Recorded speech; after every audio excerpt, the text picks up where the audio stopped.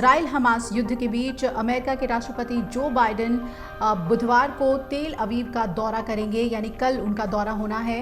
अमेरिकी विदेश मंत्री एंटनी ब्लिंकन ने यह जानकारी दी और मंगलवार तड़के तेल अवीव में मीडिया को संबोधित करते हुए एंटनी ब्लिंकन ने कहा कि इजराइल मध्य पूर्व और दुनिया के लिए ये बेहद नाजुक क्षण है। इसे ध्यान में रखते हुए राष्ट्रपति बाइडेन बुधवार को इजराइल का दौरा करेंगे। उन्होंने ये भी कहा कि राष्ट्रपति बाइडेन तेल अवीव आकर इजराइल के साथ अमेरिका की जो एकजुटता है उसकी पुष्टि करेंगे। साथ ही राष्ट्रपति बाइडेन फिर से ये स्पष्ट करेंगे कि इजराइल को हमास और अन्य आतंकवादी संगठनों से अपने नागरिकों की रक्षा करने और हमलों को रोकने का पूरा अधिकार है। उन्होंने ये भी घोषणा की है कि अमेरिका और इजराइल एक ऐसी व्यवस्था बनाने पर सहमत हुए हैं जो अन्य देशों और बहुपक्षीय संगठनों को मानवीय सहायता को गाजा में नागरिकों तक पहुंचाने में सक्षम बनाएगी। अमेरिकी विदेश मंत्री ने बताया कि राष्ट्रपति बाइडेन उन देशों और ताकतों को ऐसा न करने का स्पष्ट संदेश देंगे जो इस संकट का फायदा उठाकर इजराइल पर हमला करने की कोशिश कर रहे हैं। उन्होंने कहा कि राष्ट्रपति बाइडेन हमास द्वारा बंधक बनाए गए लोगों की रिहाई सुनिश्चित करने के लिए अमेरिका के भागीदारों के साथ निकटता से समन्वय करना जारी रखेंगे और साथ ही अमेरिका और इजराइल ऐसी योजना को जो दोनों देशों और बहुपक्षीय संगठनों से मानवीय सहायता को गाजा में नागरिकों तक पहुंचाने में सक्षम बनाएगी। ब्लिंकन ने कहा कि हमारे अनुरोध पर अमेरिका और इजराइल एक ऐसी योजना विकसित करने पर सहमत हुए हैं जो दानकर्ता देशों और बहुपक्षीय संगठनों से मानवीय सहायता को गाजा में नागरिकों तक पहुंचाने में सक्षम बनाएगी। उन्होंने कहा कि दोनों पक्ष नागरिकों को नुकसान से दूर रखने में मदद करने के लिए क्षेत्र बनाने की संभावना पर चर्चा कर रहे हैं। आपको बता दें कि अमेरिका के राष्ट्रपति जो बाइडेन इजराइल के दौरे पर ऐसे समय में आ रहे हैं जब हमास के साथ बौखलाया इजराइल निर्णायक जंग लड़ रहा है और राष्ट्रपति बाइडेन अपने दौरे के दौरान इजराइल के साथ अमेरिका की एकजुटता दिखाएंगे। इससे पहले जो बाइडेन ने एक इंटरव्यू में इजराइल हमास संघर्ष पर बड़ी बातें कही थी।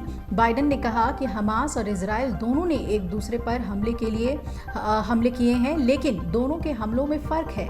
उन्होंने जहां इजराइल के हमले को जायज बताया वहीं हमास के हमले को बर्बरतापूर्ण बताया। हालांकि उन्होंने इजराइल को भी परोक्ष रूप से चेतावनी दे डाली है।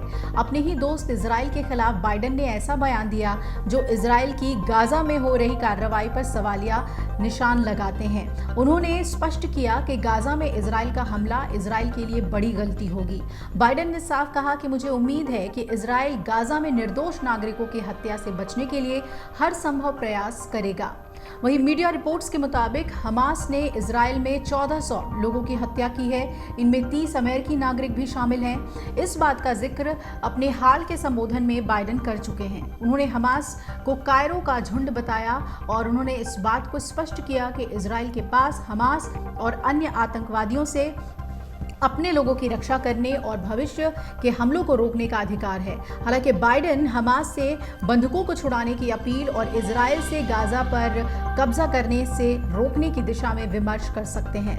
आपको बता दें, हमास पर इजरायली हमले और उससे पहले आतंकी संगठन हमास ने इजराइल पर हमले के संबंध में अमेरिकी राष्ट्रपति जो बाइडेन ने कहा था कि हमास के हमले में मारे गए इजरायलियों और फिलिस्तीनियों ये दोनों ही नागरिकों और तेल अवीव के जवाबी हमले में मारे गए आतंकवादियों के बीच एक बुनियादी अंतर है, क्योंकि आतंकवादी समूह हमास बर्बरता में लगा हुआ है।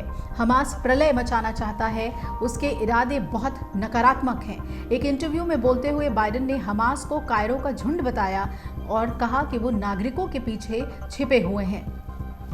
आपको बता दें कि इजराइल और फिलिस्तीनी आतंकवादी संगठन हमास के बीच युद्ध मंगलवार को 11वें दिन में प्रवेश कर गया और इस युद्ध में अब तक 4000 से ज़्यादा लोगों की जान जा चुकी है। इनमें करीब 1400 इजरायली और 2750 फिलिस्तीनी शामिल हैं। हमास के आतंकी ने करीब 200 इजरायली और अन्य देशों के नागरिकों को बंधक बनाकर रखा हुआ है, जिनकी सुरक्षित रिहाई के लिए अमेरिका समेत अन्य देश मिलकर काम कर रहे हैं। अमर उजाला अब आपके टीवी पर भी।